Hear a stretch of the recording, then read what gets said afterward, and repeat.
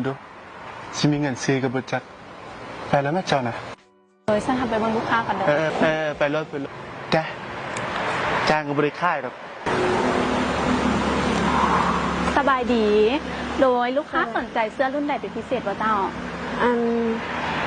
มีรุ่นใดเด็ดโดยทั้งห้านเขาจะมีทั้งเสื้ออย่างพลาเสื้อสปริงแล้วก็เสื้อฟองน้ำโดยลูกค้าสนใจเป็นรุ่นใดเจ้า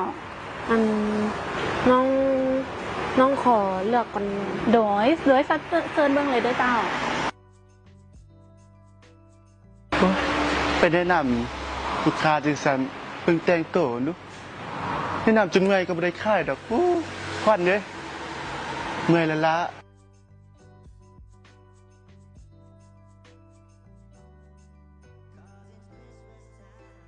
สบายดีลูกค้าก็ใจเชื่อรุ่นได้เจ้าเดี๋ยวแนะนำให้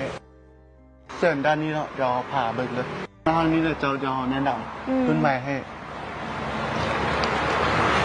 ตัวนี้เลยเป็นเฟอร์มาเทคเป็นเสื้อยางพาราลองจับได้เลยแต่นุ่มๆเลยก็ดีแท้อยู่อ่ะโดยเขารับประกันเลยรุ่นนี้นะไม่ถูกแพงกว่านี่บอกอ๋อคนงามๆพี่ไอ้เนาะเดี๋ยวเขาแนะนำเสื้อรุ่นนั้นเลยเนาะเขาพาไปเบิ่งเสื้อด้านนี้เลยเจ้าอันนี้มันเสื้ออย่างนี้ตัวนี้เป็นเสื้อพ็อกเก็ตสปริงเนาะว่าราคาเท่าไหร่นี่โดยราคาเท่าอุ้ยเสื้อนี้เสื้ออย่างอ๋อตัวนี้บอกเป็นโอมาเทคเนาะเป็นยางพาราอ๋อท่านจ่ายรุ่นนี้บอกเดี๋ยวขอโทรถามแฟนก่อนเด้ออ๋อโดยได้เป็นแน่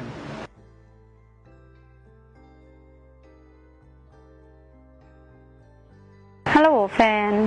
อยู่ทางห้างมีรุ่น2รุ่นแม่นพ็อกเก็ตสปริงแล้วก็โอมาเทคเที่ยงอยากได้ตัวใด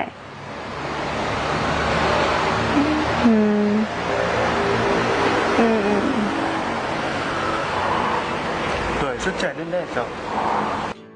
อ๋อลูกค้าบอกเลยว่าเสื้อรุ่นนี้บอได้ละเมื่อหน้าจริงสิมาเบิ่งไม้น้ำแฟนเด้ออ๋อโดยใจเด้อถามนั้นถามนี่เราบอกอีกเชียหมายังหุตัวนี้งามผูกทรงโคตรงามเลยโดยลูกค้าลองนั่งเบิ่งก่อนก็ได้เด้อเจ้าเลยเดี๋ยวนั่งลองนั่งเบิ่ง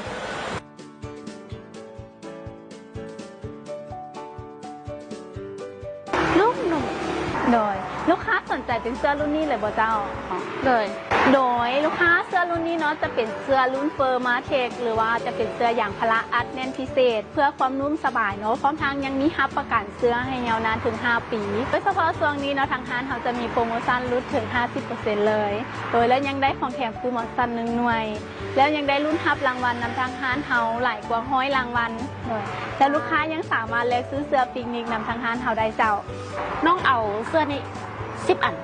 อ๋อโดยสั้นเขาไปไล่เงินกันเลยเด้อเลยจ้าสิไล่เงินว่าเดี๋ยวเขาไล่ให้เด้อพอดีกันพอดเรา5กำลังให้เรียกไปเรายังบ่ฮู้ราคาดีไปได้เทื่อนบ่ดีกว่าเพราะว่า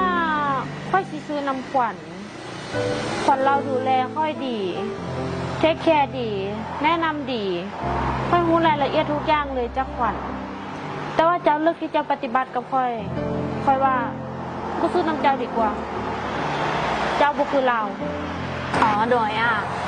รวมทั้งหมดเป็นตามนี้เลยเด้อเจ้าอ๋อโดยแล้วน้องซื้อเสื้อสีอื่นนี้แม่นไผ่เป็นคนได้%สำหรับเงินเปอร์เซ็นต์ขายแม่นจะเป็นทีมได้เจ้าเพราะว่าหากันมาเริ่มเรียกไม่หน่อยจันน้องขอเบอร์ผู้จัดการได้บ่โดยได้เจ้าเนาะฮัลโหลเจ้าสบายดีอันนี้เป็นผู้จัดการร้านBCTอ๋อโดยแม่มื้อนี้น้องมาซื้อเสื้อนอนนำ10 ผืนน่ะเอ้ยเปอร์เซ็นต์ขายนี่เอ้ยให้พนักงานผู้หญิงได้บ่เอ้ยซื้อหยังก่อนโดยซื้อขวัญเลยจ้าโดยเอาเปอร์เซ็นต์ให้พนักงานผู้ซื้อขวัญเด้อเอ้ยเด้อโดยเจ้าโดยตัวนี้จะเป็นบินค่าเครื่องเอ้ยเด้อ